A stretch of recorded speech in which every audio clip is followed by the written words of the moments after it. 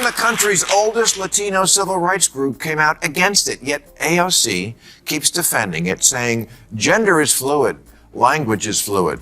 Yes, and Latino voters are fluid.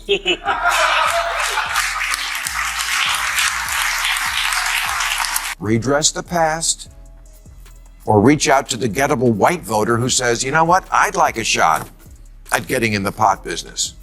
But to do that, our entire audience.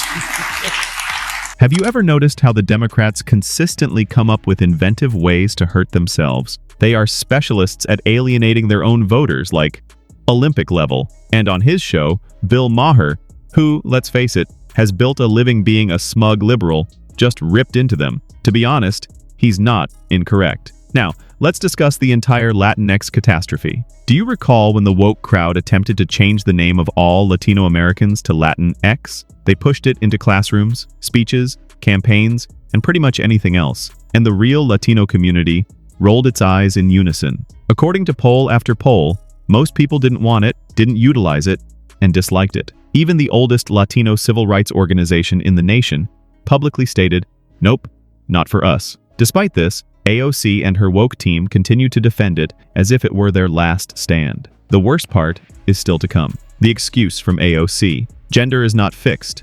Language is flexible. All right, of course. What else is fluid, though? Latino voters. If they believe the Democrats aren't truly on their side, they are flexible enough to change from blue to red. And you know what? That's precisely what's taking place. Bill Maher gave the ideal illustration. This deep blue congressional district on the Mexican border had a large Latino population. It went Republican, as if no one had anticipated that it would flip. Why? Because the Democratic candidates there ceased representing their neighborhood and instead began representing migrants, woke issues, and whatever trend was trending on Twitter at the time. Last week, an 85% Latino congressional district on the border with Mexico, which had always voted heavily Democratic, flipped to the red team. And the campaign manager for the losing Democrat said, "We gave up a reliably Democratic congressional seat for no reason at all. We deserve to know why." Well, aside from your terrible attitude, I'm going to tell you why.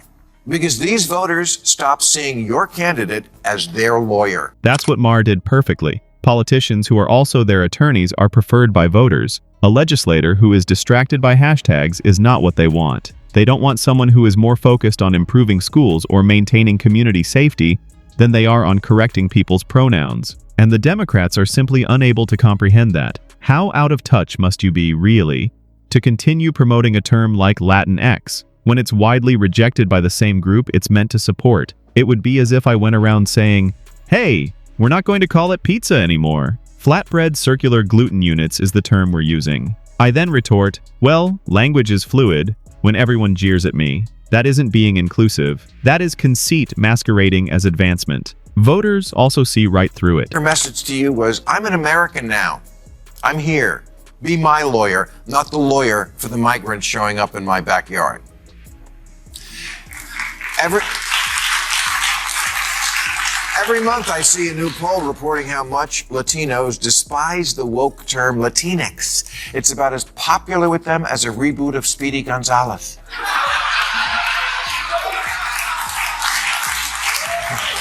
For this reason, Trump, yes, Trump, the man the Democrats vowed they would never be able to win over minority voters, became more popular in Latino neighborhoods. Democrats gave up on the position, not because he suddenly became their advocate. People will terminate you and hire someone else if you don't behave like their attorney. It's as easy as that. Even the country's oldest Latino civil rights group came out against it, yet AOC keeps defending it, saying gender is fluid, language is fluid.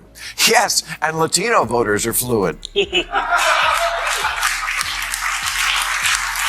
And Latinos aren't the only ones affected. Additionally, Asian Americans are abandoning the Democratic Party. Why? Due to the absurdity of equity and education. Democrats in deep blue cities concluded that cutting advanced programs was the best way to attain equity, the very ones in which Asian children were succeeding. Consider that. They pulled everyone down to the lowest common denominator rather than helping pupils who were lagging behind. That isn't equitable. That is sabotage. What if a politician says, "Sorry, We're cutting that program because not every kid is thriving the same way. After you, as a parent, witness your child working hard and doing really well in math or science, what are you expected to do?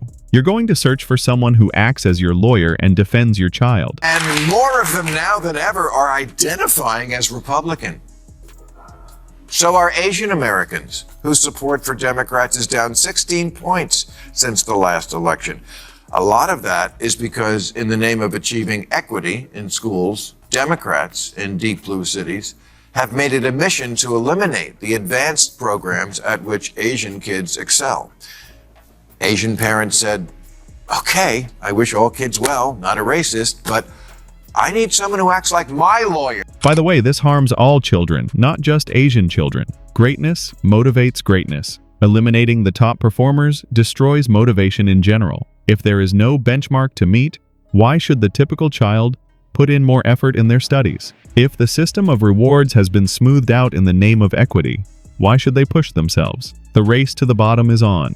Not to mention the shutdowns of schools due to the pandemic. Parents pleaded for their children to return to school, but Democrats continued to support teachers' unions rather than families. They are then taken aback when their parents begin to vote Republican. As in, what were you expecting? Will you continue to vote for those in charge if your child returns home less intelligent than when they left? You're a parent and wanted schools to reopen a lot sooner than they did after COVID shutdowns, or think maybe your kid is getting a bad education, partly because it's nearly impossible to fire a lousy teacher? Yeah, you're going to say, congratulations, teachers, you got yourself a good lawyer. The Democratic Party's always got your back, 100%. But I've noticed my kid is kind of an idiot. So I may be looking for new representation. The pattern is as follows. Democrats continue to cater to small, specialized groups at the expense of the majority. Consider forgiving student loans. It sounds sympathetic on the surface. Pay off the loan. Allow youth to pursue their aspirations. Yada, yada, yada. However, if you dig a little further, it's really a slap in the face to the working class people who never attended college. Consider yourself a delivery driver, waiter, or mechanic. You didn't have any student loan debt. To escape it, you might have even skipped college. Biden is now claiming that your taxes will be used to support someone who spent $100,000 on a gender studies degree. How fair is that? You put in work. You made a sacrifice. Furthermore, you are now providing subsidies to those who frequently earn more than you in the first place. That isn't fair. Vote buying is what that is. Voters are beginning to take notice. President Biden wants to cancel hundreds of billions of dollars in student debt. Okay, but the poorer 2/3 of American kids who don't get a college degree are going to say, why should the people who didn't go to college and make less money subsidize the people who did go and make more? You want me to chip in so some liberal arts college can build a bigger rock wall? You're not my lawyer. The same is true of various experiences with universal basic income. Some communities are giving away free money to select categories of citizens, occasionally limiting the recipients to LGBTQ+ individuals. And once more, I have nothing against assisting those in need. But when you just provide advantages to one identity group, you're essentially telling everyone else that they don't matter as much. Appealing to the LGBTQ+ community has become a political love language for Democrats. Every policy, statement, and theatrical stunt seems to be laser-focused on that one block. They are also alienating everyone else in the process. Families that are having financial difficulties, other racial groups, and straight men and women. Everyone begins to feel invisible. Additionally, unseen voters lose their allegiance. They depart. Universal basic income probably sounds pretty good to a lot of people struggling without a college degree. And a number of cities have been running pilot programs in guaranteed income.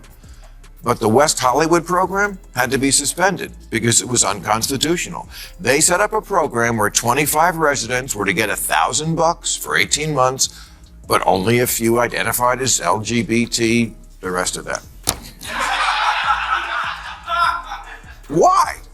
Because they need money more than any other people? Because no one in West Hollywood will hire a gay person? It becomes quite ironic at this point. It appears that Republicans may really outshine Democrats on issues like legalizing marijuana, which Democrats ought to have possessed years ago. Trump might be the one to advocate for legalization on a national level, according to Bill Maher, who is essentially the Pope of pot. Consider that. The precise thing that progressives have been promising for ages could be delivered by the same party that liberals derided as being outdated and rigid. It's going to be hilarious if Republicans do this. Imagine Ma lighting up a joint while sitting there and having to say, all right, the GOP succeeded. For him, that would be a complete identity crisis. When he ran in 2020, Bernie Sanders said he would legalize marijuana on his first day as president, but that the business of selling pot would be awarded first to those who suffered most from the drug war.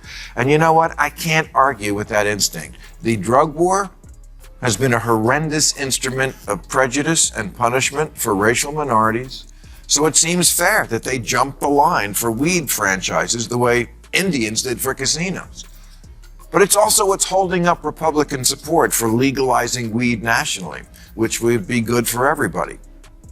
And these are the hard, practical choices that Democrats have to weigh. However, it is the larger picture in this case. Democrats are huge talkers. When it comes to delivering, they continue to stumble, even though they adore the slogans, hashtags, and moral grandstanding. Republicans, whether you like them or not, are taking advantage of the opportunities. They are portraying themselves as the typical American's attorneys, and voters are reacting. People ultimately don't want to be catered to. Buzzwords are not what they desire. They don't want to hear lectures about equity or pronouns. They are looking for someone who will defend them, safeguard their children's education, improve neighborhood safety, and stop squandering their hard-earned cash. That's all. That's the job. Democrats have forgotten that. Style has been sacrificed for substance. Furthermore, when lives are at stake, style does not win elections. Redress the past, or reach out to the gettable white voter who says, you know what, I'd like a shot at getting in the pot business.